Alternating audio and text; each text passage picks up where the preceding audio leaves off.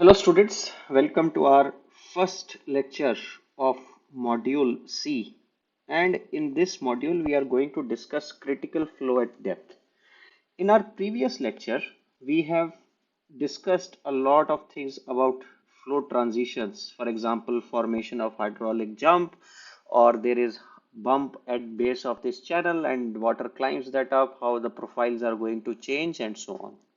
But one point that really deserves a significant attention is this point where transition takes place from supercritical to subcritical flow, and we call the depth corresponding to this transition point as YC, or critical flow depth. In last video, I qualitatively introduced this point that we say that this point would have Froude number is equal to 1. But why is it so? Why not some other number? So we will learn about all these concepts more rigorously. And in this video, we are going to specifically answer 4 questions that will help us smoothly transit into the detailed discussions on critical flow. So the first question that we are going to look into is that how specific energy relates to depth of flow for fixed Q, and for time being we will be having our discussion for rectangular channels, and the concepts that we will learn for rectangular channels can be extended to other geometrical shapes by applying some understanding of geometry and trigonometry if we are dealing with triangular or circular sections. Then, if we talk about what is the depth at minimum specific energy, that is very important question that we will again try to explore. And then why Froude number is equal to 1 at critical depth. As I just mentioned, that Froude number would play the most critical role throughout the discussions in water resources engineering. So it deserves a special place in our derivations. Finally, we will end this video where we will discuss what is the relationship between Q and E for fixed specific energy. So if you look at question 1 and question 4, here Q is fixed and we are looking relationship between Y and E. Here E is fixed and we are looking for relationship between Q and Y. We have already actually plotted the relationship between Y and E, which comes by solving these cubic equation. We get two roots and such. So this is the shape that we get, but we will also try to explore that what if we replace this E by Q, how the shape of this curve is going to look like, and that would be our question 4. So let us begin in steps and go through derivations very carefully. If you recall that when we talked about formula for specific energy, we wrote that E is equal to Y plus V square upon 2G. For rectangular sections, we can write this as Y plus Q square divided by Y square into 2G, where small q is equal to total discharge divided by section width, and that's what would give us velocity upon area. And if we talk about the relationship, this is very clear that we can now plot it and get the variation between E and Q. That's not a problem. But the more important question that we are looking here is that what is the depth at minimum specific energy? Specifically, when we plot the relationship between Y and E, this is the point which will have minimum specific energy for this given discharge or specific discharge for rectangular channel section. And we are asked that what is the value of this depth of flow whenever this energy is minimum. To do that, we clearly see that here Q is constant because it is given that Q is fixed.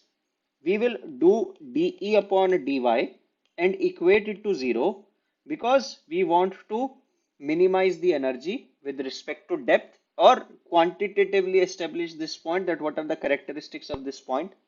So we can safely say that dE upon dy is equal to 1 minus q square divided by gy cube, and this should be equal to 0.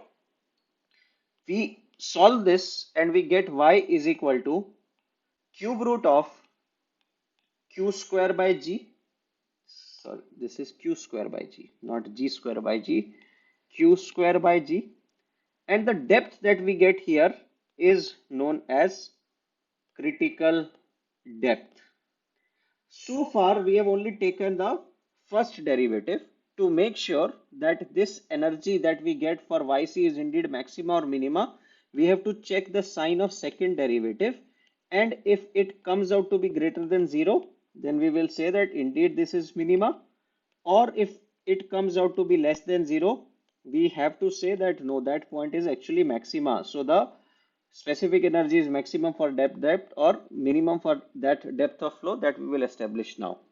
So if we take the double derivative of E with respect to Y, or again differentiate the equation that I'm marking in 2, we get our value as 3q square upon gy4. Now you can clearly see that q square is always positive, depth is always positive, g is always positive, and hence this has to be greater than 0. Therefore, yc, or the depth corresponding to yc, indeed is minima for energy.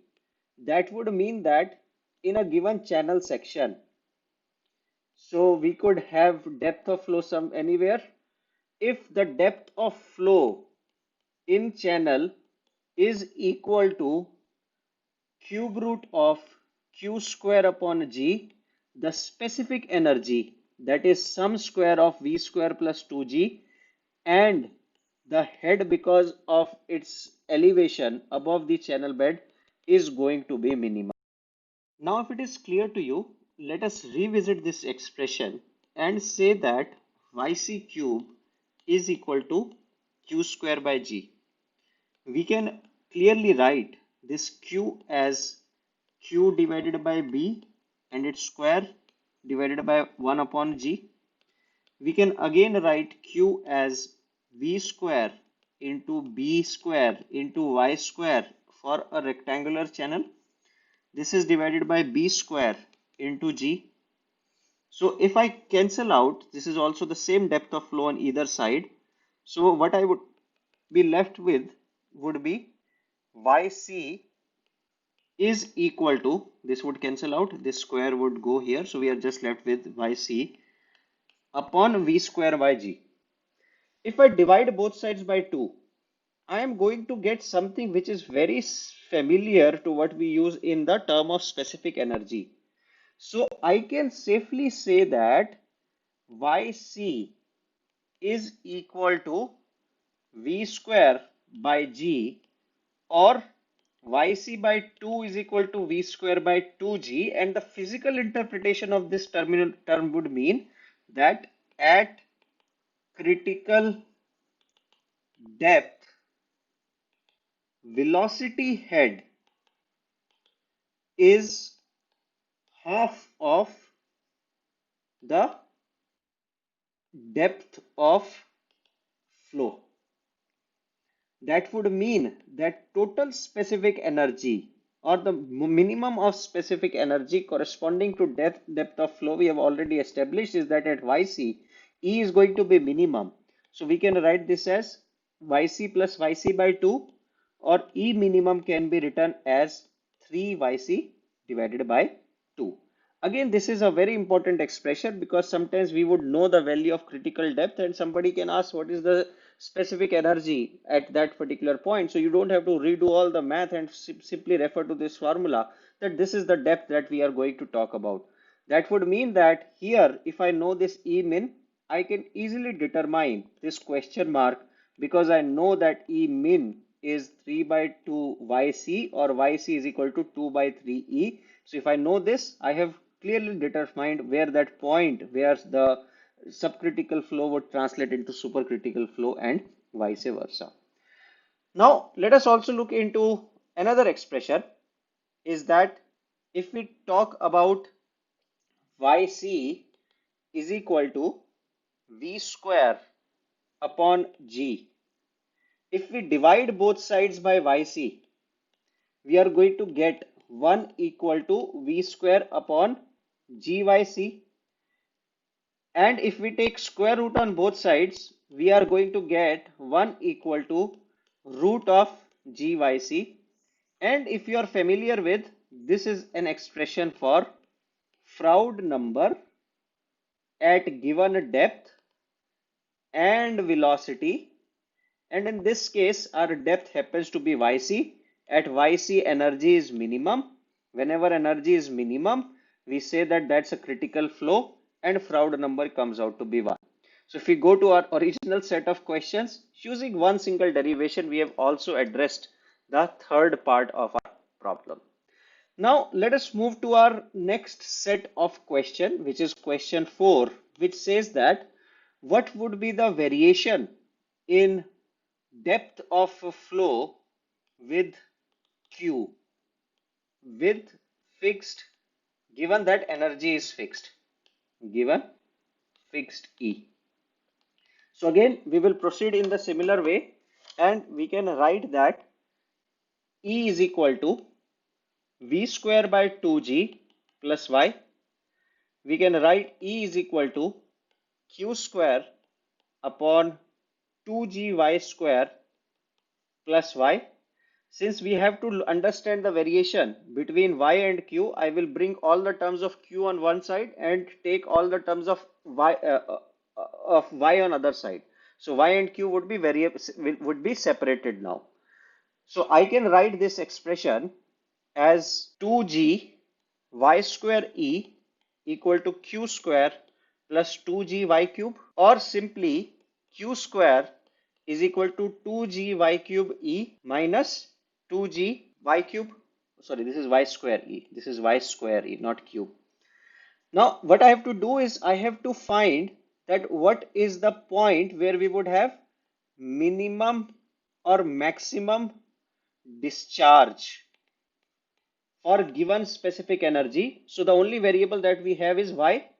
So what we will do, we'll take the differentiation on both sides with respect to Q, and we can write this as 2Q dQ upon dy is equal to 2GYE minus 6G Y square, or we can write Q dQ upon dy is equal to GYE minus 3G Y square. Now for extrema, this term has to be equal to 0. So what we can say here is that GYE is equal to 3GY square, or our solution comes out to be either Y is equal to 0 or Y is equal to 2 by 3E. Now we are not interested into this trivial solution because of course discharge is going to be 0 when depth of flow is equal to 0, and this is for sure is going to be minimum.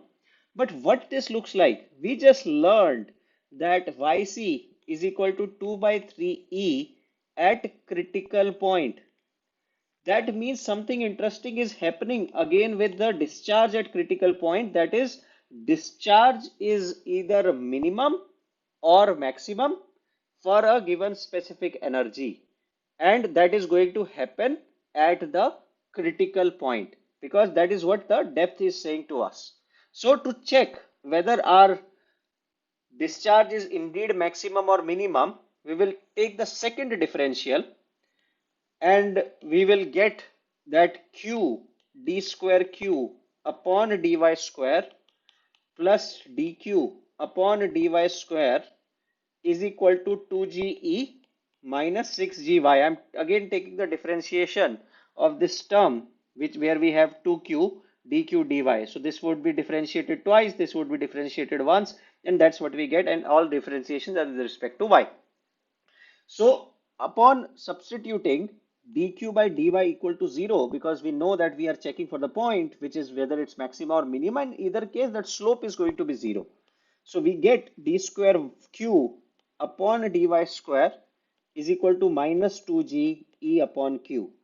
Now specific energy is always positive, discharge is always positive. That would mean that d square q upon dy square is always going to be less than 0 in this case, and hence the solution that we got, that y equal to 2 by 3e, corresponds to maxima.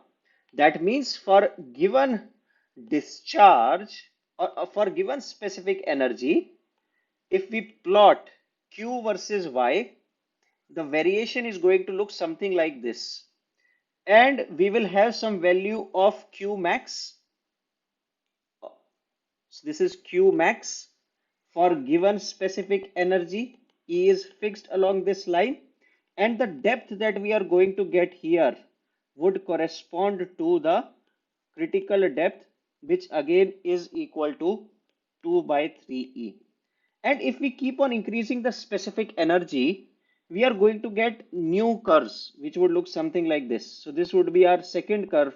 Of course, it will be higher and it will approach zero here. So this is E1, this is E2, and we can clearly see that E2 is greater than E1. And if we keep on progressing in this direction, we can say En is greater than En minus 1, greater than E1, and so on. But these two curves give us very interesting relationships that how critical depths behave. That is, for a given discharge, the specific energy is minimum at critical depth of flow, and for given specific energy, discharge is maximum at the critical depth of flow. And to understand about channel transitions, which channel transitions are possible and which channel transitions are not possible, we are going to use these two curves extensively. Thank you.